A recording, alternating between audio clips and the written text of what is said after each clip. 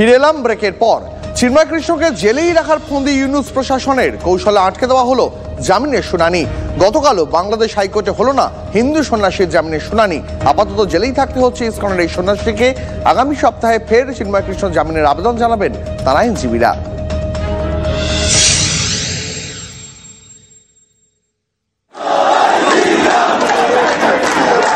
প্রায় 2 মাসের জেলবন্দি বাংলাদেশের হিন্দু সন্ন্যাসী চিন্ময় কৃষ্ণ দাস ব্রহ্মচারী।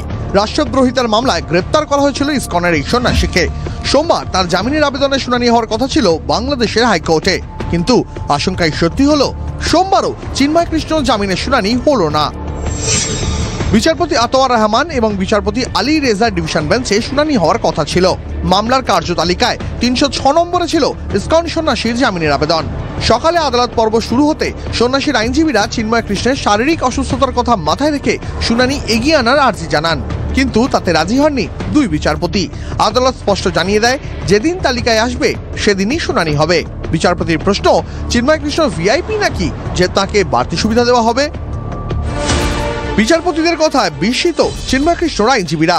এর আগে 3 বার তার জামিনের আবেদন নাকচ করেছে চট্টগ্রামের আদালত। তারপরেই তার জামিনের জন্য আবেদন করা হয় হাইকোর্টে, অথচ সেখানে জামিনের শুনানি হচ্ছে না। আশাহত বাংলাদেশের হিন্দু সংগঠনগুলি।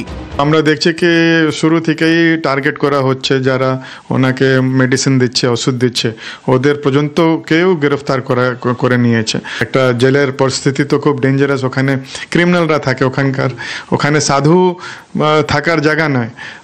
আমরা এটাই আশা করতে পারি কি হাইকোর্ট তাড়াতাড়ি ওনাকে বিচার দিয়ে মুক্ত করবে। গত 25শে নভেম্বর গ্রেপ্তার করা হয় বাংলাদেশ হিন্দু ঐক্য মহাজোটের আহ্বায়ক চিন্ময় কৃষ্ণকে। রাষ্ট্রদ্রোহিতার মামলায় তাকে ঢাকা বিমানবন্দর থেকে গ্রেফতার করা হয়েছিল। গত 26শে নভেম্বর তাকে হাজির করা হয় চট্টগ্রাম আদালতে। সেদিন থেকেই চট্টগ্রাম কারাগারে বন্দী তিনি।